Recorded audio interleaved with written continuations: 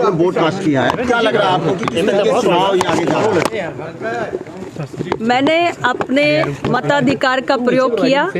और अपने दायित्व का निर्वहन किया। मिर्ज़ापुर में अपना मतदान किया है मैंने,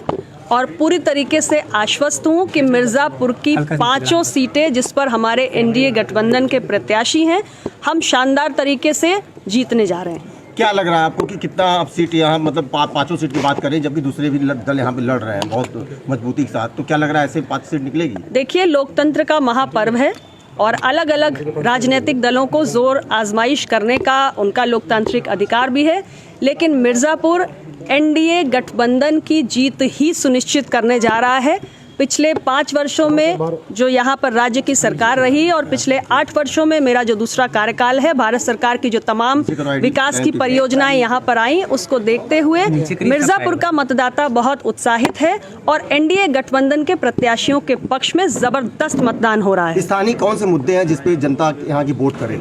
मैं अगर विकास की दृष्टि से बात करूं तो पिछले 8 वर्षों में मिर्ज़ापुर ने एक के बाद एक बहुत सारी विकास परियोजनाओं को जनपद में आते हुए देखा है। चाहे बाढ़ सागर परियोजना का शुभारंभ हो, चाहे मिर्ज़ापुर में मेडिकल कॉलेज का निर्माण हो, केंद्रीय विद्यालय का निर्माण हो, पासपोर्ट ऑफिस की स्थापना हो, एनएच की 4 लेनिंग हो, जल जीवन मिशन की शुरुआत हो, या सोलर प्लांट जो 75 मेगावाट्स का यहाँ पर माननीय प्रधानमंत्री जी के कर कमलों से शुरू हुआ। तो ये तमाम विकास की जो गंगा है इस जनपद में पहुँची है और इसलिए हमारा वोटर उत्साहित है और एनडीए के गठबंधन के प्रत्याशियों को जिताने जा रहा है। ये बताइए, 9 जिले में आज चुनाव हो रहा है, तो क्या लगता है, पिछली बार तो काफ़ी सीटें आप लोग जीते थे, इस बार कितनी सीटें जीत रहे हैं आप? इस चरण में जो भी हमारे सीटें आती हैं उस पर जैसे पहले चरण से एक शुरुआत हुई है